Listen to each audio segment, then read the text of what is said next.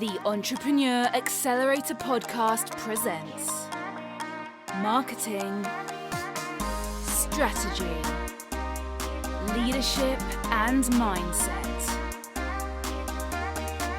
All that you need to accelerate your business and amplify your success. Now on air with your host, Reem Harfat.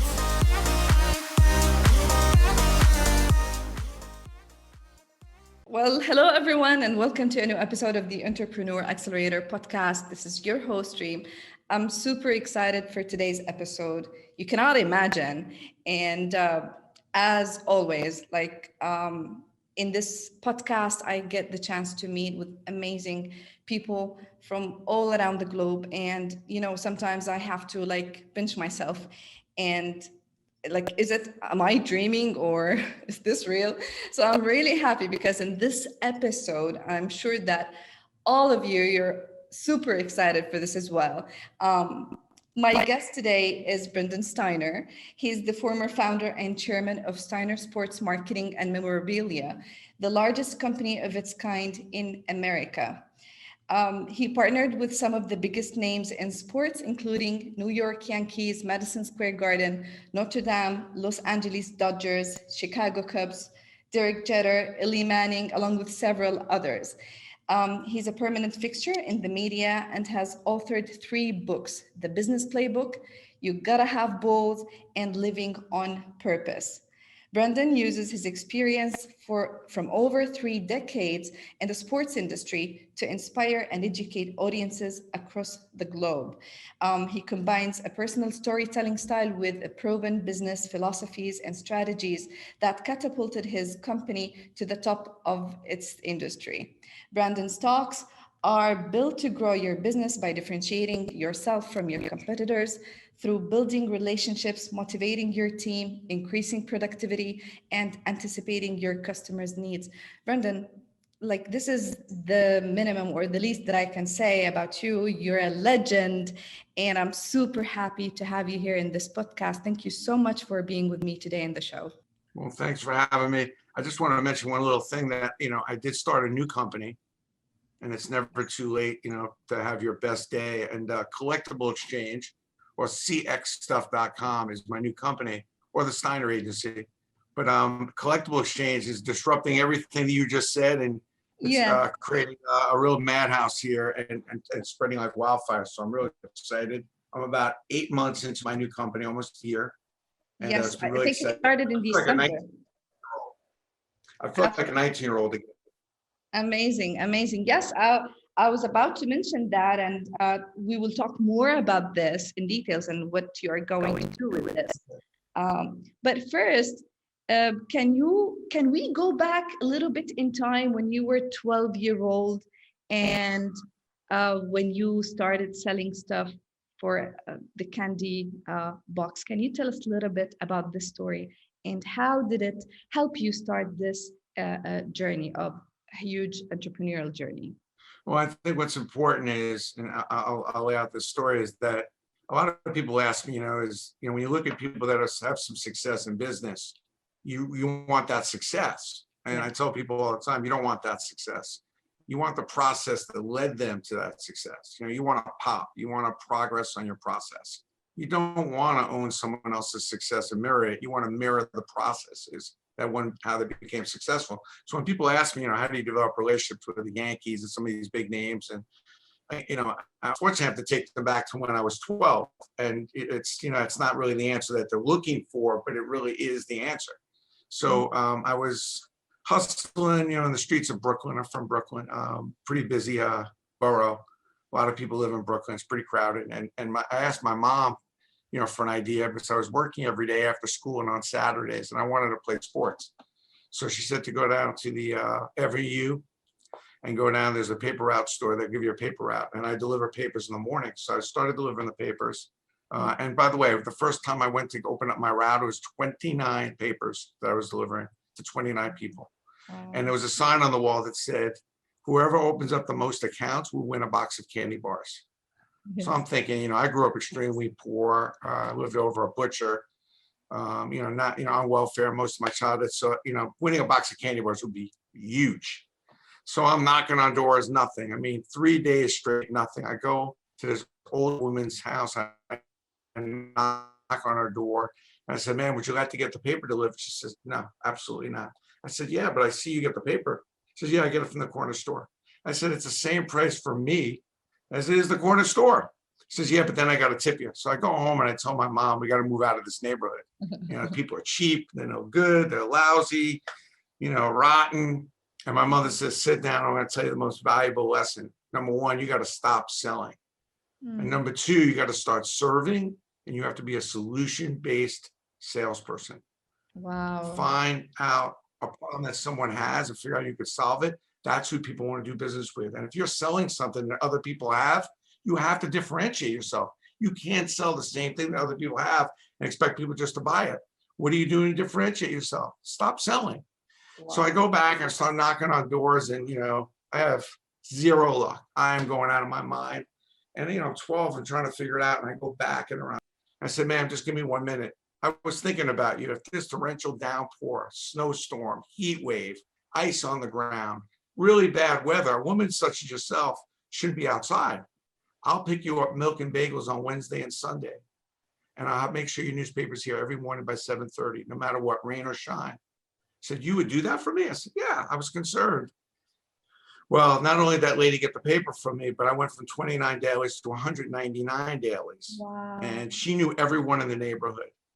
And really how I hope that story resonates is, number one, are you really listening to your customers and trying to serve them what they need and sell them what they need to buy, not only sell them what you have to sell? And are you differentiating yourself? And are you being a solution-based salesperson? Are you trying to find out what the customer that you're dealing with problems are and trying to find an angle? Woman was going to turn me on to every older person in the neighborhood, and I was delivering more milk, bagels, and bread than I were newspapers. So I was making a fortune. But I learned a valuable lesson, and that is, value proposition. What's the value that you're offering your customer? And value is what you can do for someone that they can't do for themselves. I think that businesses and entrepreneurs have to focus on value and be honest about the value that you're providing and making sure that value can stand tall, because if you can provide something that someone can't do for themselves, probably people are going to keep you around. So true. That's amazing.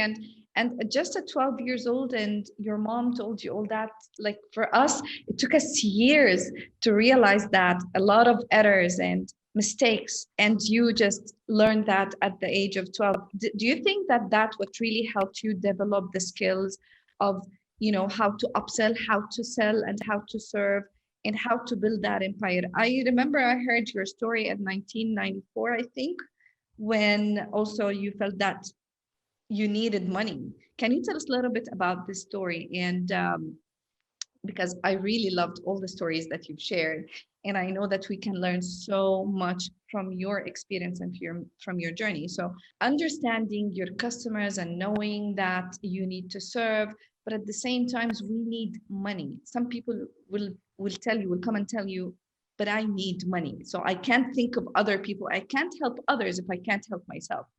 So what can you tell us about that? A very important lesson there, I just want to emphasize, which is when people see an account or a piece of business that they can, you meet someone that's wealthy or a celebrity, your first instinct is to think, what can I get from that person?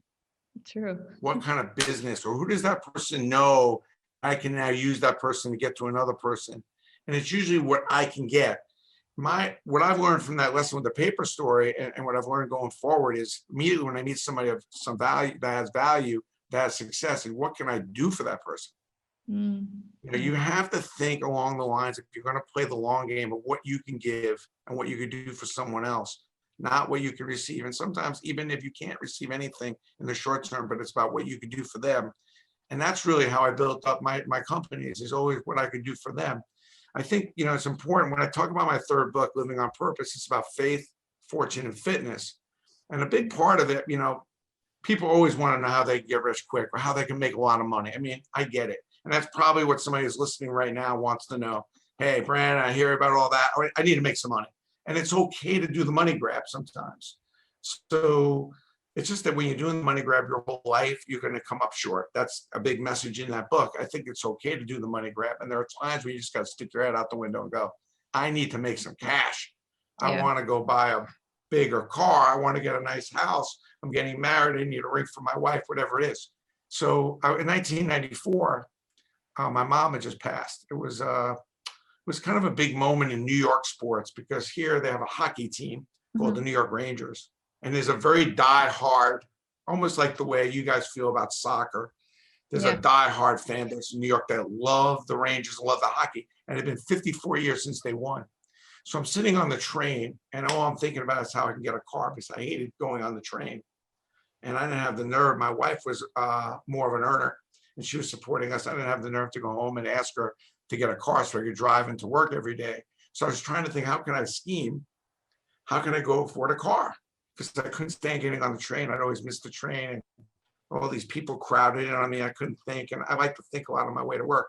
So I looked down in the newspaper and there was a picture of the captain who won the Stanley Cup for the Rangers on the front page of the newspaper. And I said to myself, I was trying to think of a zillion ideas of how I could scheme, make some money. I see this picture of this guy named Mark Messier. He was a Ranger captain, great hockey player.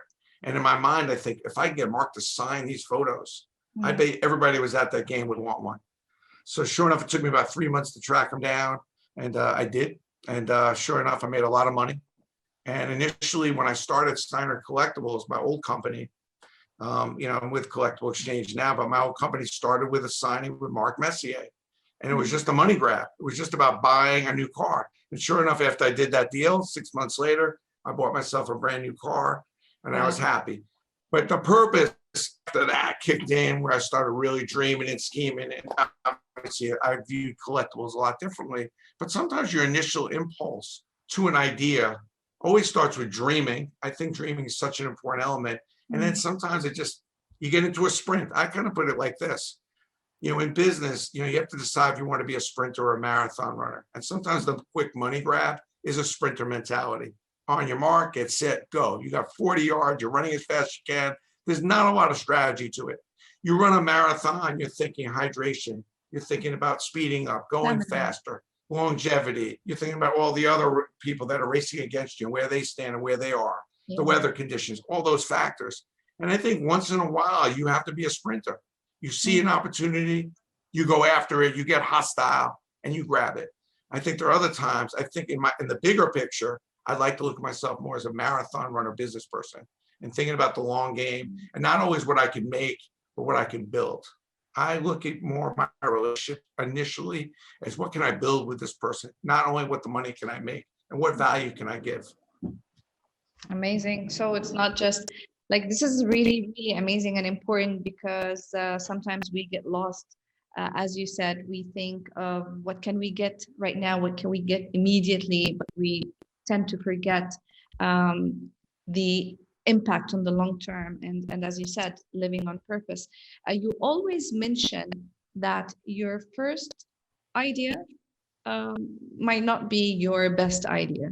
Why is that? What does that mean? First of all, I just want to emphasize one last point on the last thing we just talked about is that it's okay to money grab once in a while. It's okay to just say, I see an opportunity to make a boatload of money, I'm going after it. I just don't want your life work to be that way, and to make sure that there's a stop and start. I think in every sport, one of the most important elements in any sport for sports fans out there is changing speed. The baseball player who can throw 100 miles an hour, 65 miles an hour. The soccer player who stops and then goes, accelerates, changes direction. I think you got to be that way in business too. There are times when you're going all out, and there are times when you got to change speeds. And in business, if you're not changing speeds, kind of resetting yourself in different patterns, then you're probably not long for the extraordinary process that I'm talking about that I want you to live for. Your first idea is not your best idea. It is 99% usually true. I started off, there was a baseball. I'll just kind of show you.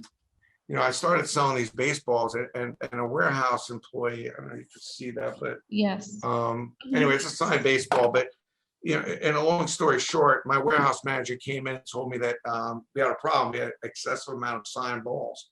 Now, we sell a lot of signed balls. That's the number one collectible with or whatever. So he comes in the office, he goes, Brandon, we have a problem. We have too many balls. I said, we got balls. So I put up a sign out on the highway that says, we got balls. And it was a picture of all these signed balls. So about a month later, my warehouse guy says, we're really moving our balls. And I thought that was kind of funny. It was cute. And he goes, but we have footballs and basketballs. So I said, well, I'm glad we're moving our balls, but we got big balls, which is footballs, basketballs. And we put up a second billboard, we got balls and we got big balls. Oh my God. Now, a lot of people would have been happy, moving their balls and selling their balls and been happy. I was thinking, again, customer, what other problems can I solve? I was trying to solve our problems of moving our balls and trying to decrease our inventory. And I started thinking about, well, people need a place to put their balls. That was funny, literally and figuratively. So now, not a complicated, let's think if I have not a complicated process. Here's actually one here. So in my office here. So anyway, I started thinking, if you have an expensive ball, you probably want to put it in a little bit of a nicer thing than this cube. So here it is for $5. A lot of people, their first idea would have been great. Let's just keep with the cube. And this is what people are using forever. I developed this beautiful glass case to put the ball in. Cherry wood, glass, ultraviolet rays, blocked in, all beautiful thing. Oh, that's a nice picture of me on the ball. If you see that, so somebody drew that. Anyway, so now all of a sudden, $19.99 for this. So instead of $5, $19.99, this cost me about $5 to make. So again, my first idea was not my best idea.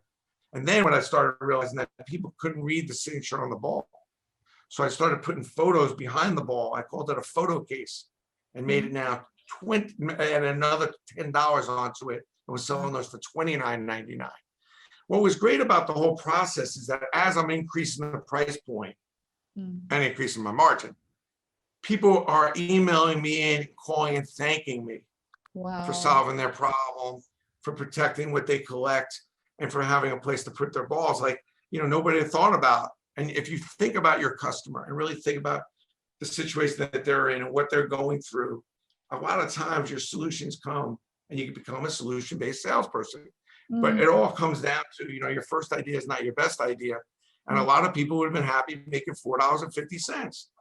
I was much happier making $25 on every transaction. This is a case that ended up costing me about $6 for the photo. So what I tell people is, you don't need more employees all the time. You don't need another building or another floor in your office. What you need to do is take your best ideas and make them better.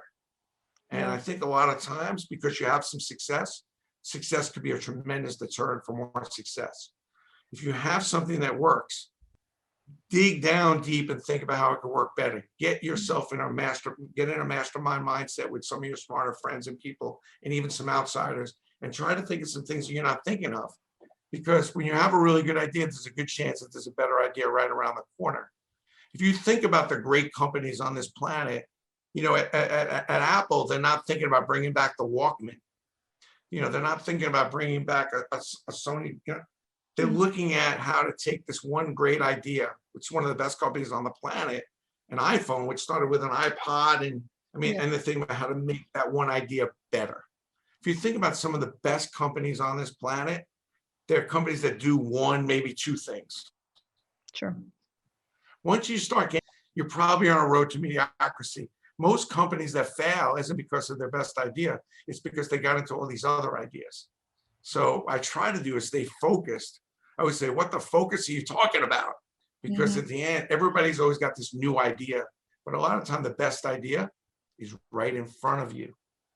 Wow. That is too much. Like, I need a lot to just comprehend from this conversation.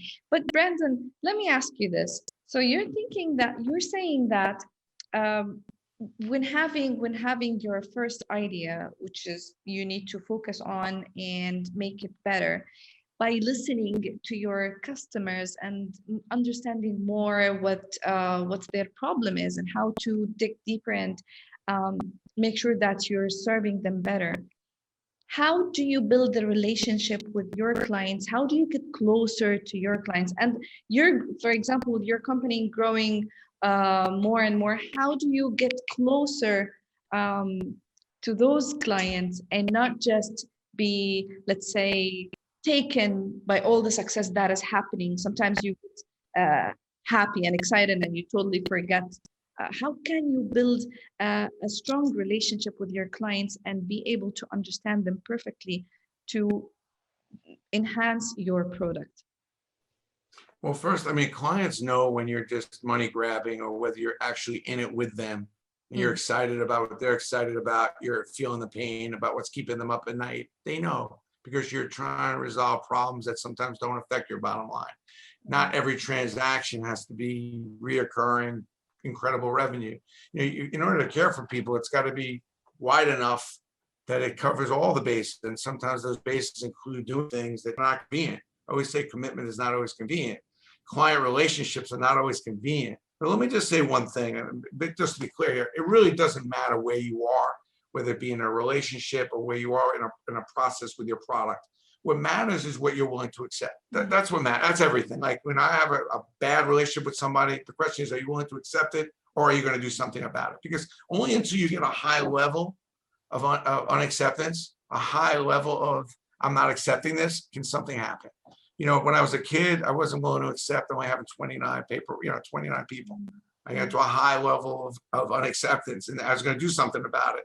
And that's what drove me to figure out at some point at 10 at night to go to the woman and say, I'm going to deliver the milk and bagels. It was my high level of unacceptance.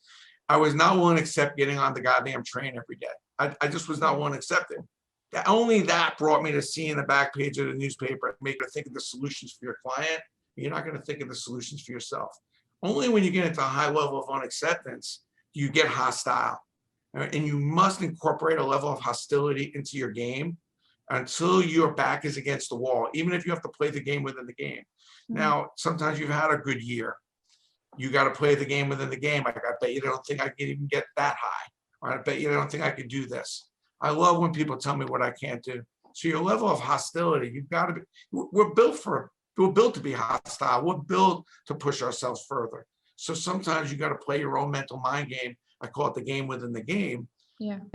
To kind of take things further. I'm not going to accept this cube. There's got to be something better. There's got to be a better way to do this. You know what I mean? You've got to get into that unhappy, miserable mindset, which, it's hard to explain, with entrepreneurs about how miserable you have to push yourself to get to the solution that no one else sees, no one else has done, and no one else believes. And you've got to go and take an idea and bring it to market. And you got to take the risks. You got to sell those people in. And you got to lead the way. And you got to get real hostile and get into a high level of unacceptance of the way things are to convince people that it can be better and we can do more. So I ask people, even you're listening, like, what's your level of acceptance? And then if everything's good, I'm like, as soon as I hear that, I'm like, oh boy, that's a person heading down a road to mediocrity, which I'm really not interested in hanging out with them. So even with clients, when I'm building relationships, when somebody comes to me and they're really problemed and they're really upset, those are the clients I love. I love the most difficult clients because they're constantly bringing up problems. They constantly want better, more, bring it. That's the kind of push that I want. And if they're not going to do it, I'll push myself. But I think there's a lot of people, everything's good, everything's fine. Like, really? What's fine? What is it in your life that can't be better? At the end of the day, what I tell people all the time, and this is my most important point that I'll bring up to close this out, and that is, you think about the thousands of species that are on this planet: fish, birds, ants, tigers, bears, lions. There's not one species on this planet, elephants, will poop, eat for 17 hours, sleep for 6 hours. They're never going to get better. They've been around hundreds of years. You're never going to come downstairs and see your dog having fed itself, reading the newspaper in the corner, and walked itself. A goldfish in your tank's never going to be doing backflips and all kinds of different kinds of strokes. None of these species are getting better except for one, the human species. We're the only species that can get better, that can improve. Think about what's gone on over the last 100 years alone. The growth, the progress that we've made as the human race. We're built to get better. We're expected to do more and do better. But hopefully doing better and doing more for each other, helping each other, is also an underlying factor. But if you're not waking up every day thinking about how you could be better, do more, do better for you, your company, your family. And why are you even here? I mean, what are you doing? That's the question I got to ask all of you. So what's your level of acceptance and why are you so willing to accept where you're at? It doesn't mean you're not grateful, because gratitude and having faith is huge. And I beg everyone to turn the volume up of gratitude, turn the volume up of faith, be grateful for what you have, but it doesn't mean you have to accept it.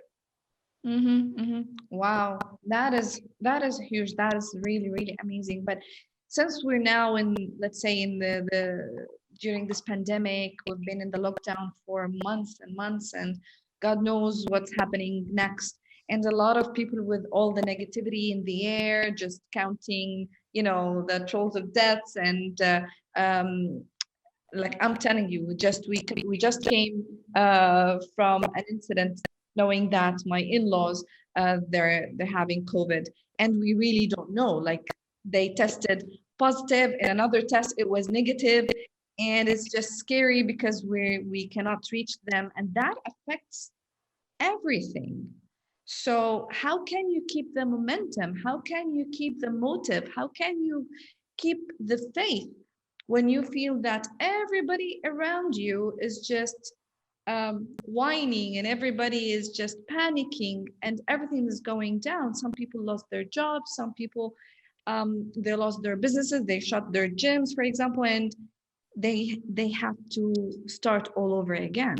So what do you tell them, how to keep the momentum going with all the craziness happening in the world? Time, and certainly you can't ignore the fact that we're going through an incredibly difficult period of time, especially for some. And obviously, you're losing lives, and it's so much unknown.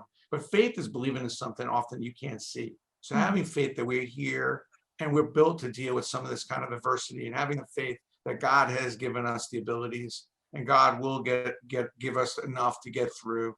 There's a lot of learning lessons that come through a virus in the situation we're in. We could all learn a lot, and maybe there's some underlying messages, because maybe we were all down the wrong path a little bit, and maybe we all needed to. I would say the most common, one of the most underused is a remote control. One of the most common unused button on this remote control, do you know what that is?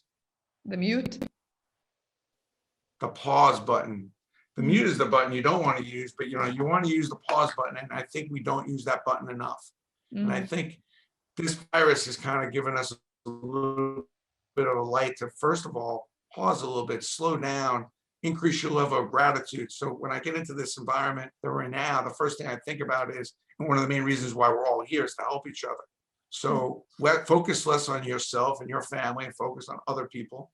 See how you can be a help in the community. See how you can use, I would say all of us are better than some of us. It's really important to care about others, and to really do all the things that you can do to stay safe for your family, for your community, and care more about the situation than you care about yourself. Because that's also another reason why we're here, is to take care of each other. We can do that. So there's a lot of very valuable lessons when we get into this slowdown. And obviously, you never want to see valuable lessons come at the expense of people's lives. And you don't want people's livelihoods to get shut down, or to people to go through starvation, hunger, and poverty. But there are a lot of businesses that are going backwards. It wasn't the virus that took those people's businesses out. Those businesses, a lot of those businesses were going out of business. It was just a matter of time. This was just a fork, or this was just a push that took them over the top. I think that, to me, I've always, my mindset of running my business has always been pretending that there are adverse conditions, making believe that I'm always ready with a plan B. And I think that we all, in business particularly, should always be ready for a plan B. And I think there's a lot of people that just didn't give much thought to what else they could do, what else would happen, and really starting to think a little bit about the future and your plan. And I think this type of environment pushes you to that. I don't mean to be unsympathetic, because I don't wish this kind of environment, nor do I want this to continue. But it also, one has to think about, hey, growing is so important, and growing with the times and what's going on with tech, because there are a lot of businesses, and there are a lot of people that are doing extremely well. For pivot, you should be always thinking about pivoting 365 days a year, regardless of whether there's a virus. You should always be thinking about obtaining other skills and being able to do other things. And I think this virus really shook a lot of people up. They got caught in the pause button, and it was more like the stop button. And you stop growing. I always say, when you rest, you rust. When you're green, you're growing. And when you're ripe, you're rotten. And I think a lot of people were either resting or were ripe. Wow. And I think it kind of is a wake-up call to stop resting, because when you rest, you rust. And when you're ripe, you're rotten. And I think there's a lot of people that kind of got stuck on being ripe.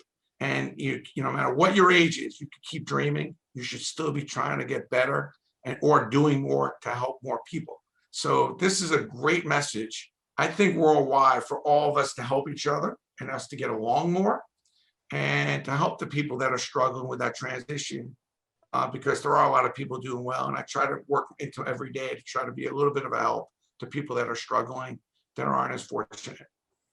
That's amazing. Thank you so much for this. It was very enlightening, and it's so true. Just when we think about what is happening, and as you said, this is not just, maybe this is unusual, but every day, every one of us get through different challenges, and it can be like even worse than a pandemic. And we all have to learn to start from deep within, and to try to help everybody around us, and definitely that will have a bigger impact on us and on our business and on our lives. Thank you so much, Brandon, for this. I would like to ask you a question based on the theme of my show, which is the Entrepreneur Accelerator. Do you believe there is, like, let's say, a strategy or a tip, something that you can advise that people or that entrepreneur can take immediately to implement and get immediate success, like that they can take today, implement, and they will find great impact or success in that? Is there anything that you can advise us with? Yes, 100%. First of all, don't overthink it. I always say overdo it. Stop overthinking. Now, entrepreneurism is very simple. It involves understanding your place in the market. So look at something that you do well. Look at something that you're knowledgeable about, and find the white space, find the gap, find the place where you know there's something going on and you can make it better. Build up your tolerance for risk, because you can't be an entrepreneur without having some tolerance for the unknown and the risk factor. If you're somebody who's afraid of your own shadow, or afraid to go into a dark room without any light, this is not going to be for you, and it's okay. But entrepreneurism has risk. And then making sure that you are prepared to lead. Leadership skills, you don't have to be born with them. But remember, you're going to come up with an idea that's different, it's unique, it's got some risk involved. You've got to be able to sell it in and lead people towards that idea. Don't expect people to just come running towards it. There are many, many ideas that were horrible and shot down at the beginning. And they're some of the biggest ideas that have ever occurred on this planet. So be prepared for those three things: understanding your place in the market, risk, and then be a leader. And don't overthink it. Overdo it, and keep your head on a swivel, being able to kind of pivot and alter your plan a little bit. Don't get stuck. Thank you I would so say much. SOS. Don't be stuck on stupid. Oh Stuck my on God. stupid. I Sometimes love SOS is so many people, they come up with an idea and it's the end all. No, it's not. Maybe it's something else, or maybe it's something you're going to get from that idea. People get stuck. So don't be stuck on stupid, because a big part of success. So be prepared for some failure. Brace yourself. It's going to come, but you can get through that, because the success is right around the corner. Oh my God, that is absolutely awesome. I think this is one of the most favorite episodes for me personally. I truly appreciate everything that you've shared with us. I wish that I can talk to you for longer hours, but I know that I respect your time, and I would love to have you later on, maybe one more time on the show. Brandon, if people want to know more about what you're doing now, and to get your book, and as you said, since we're getting closer to year end, people need momentum to start fresh next year. Where can they find you? And I know that you're doing something also with your new company, an auction or something. Can you tell us a little bit more about this? Well, we always have an auction platform that's going, because there are always people trying to buy and sell. So when you go to Collectible Exchange, you'll see there's an auction going on. You feel free to bid. There's a lot of crazy stuff on our site because we have people from all over the world that are putting stuff on. We're kind of a modern version of eBay, a little bit of a better version, frankly. And then if you want to get a hold of me, if you go to Collectible Exchange, which is cxstuff.com, you can pick any of my 3 books and get that for free, or you can go to Amazon and get it on Kindle, I guess, as well. I'm happy to autograph the book and just put a note in there if you want something autographed. Particularly the first book, The Business Playbook. If you're young and you want to get into sales and you're an entrepreneur, that's a great book. It's my first book I wrote. Living on Purpose, if you're in your 30s and you're looking to reset and you're kind of a little bored of what you're doing, Living on Purpose is probably my best work. That's the last book I wrote. And then you got balls is everything I learned from my mom. Big quote, everything I learned from my mom, and I made a lot of money because of her. So it's a great book about how I built the company up and all the lessons that I've learned.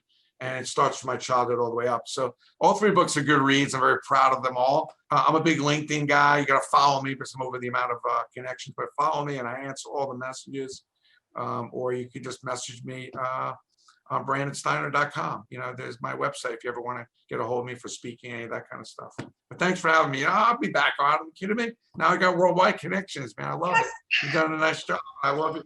I love your purpose. So it's all good. Thank you so much. Thank you so much. I appreciate you. I'm super happy that I've done this with you. I'm really excited.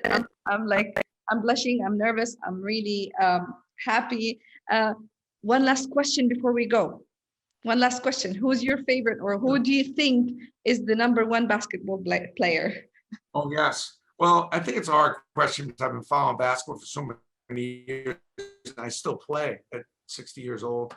I've got an indoor court at my house, and I'm going to go shoot 300 shots right now.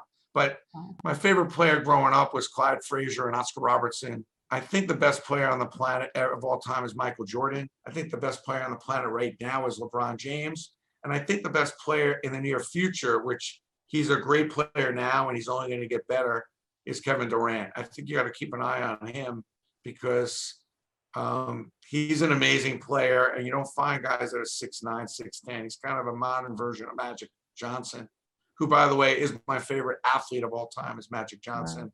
He can play 5 positions. He can coach the team. He can own the team.